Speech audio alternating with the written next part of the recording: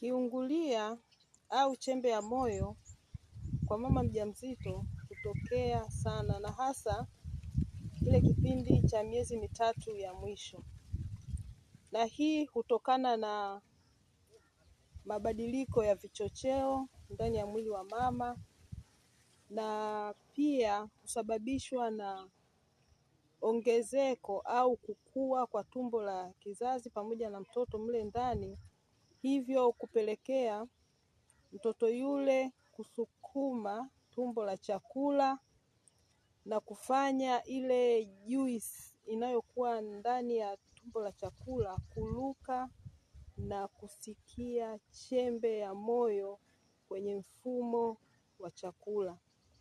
Kwa hivi wakina mama wengi kupitia changamoto hii.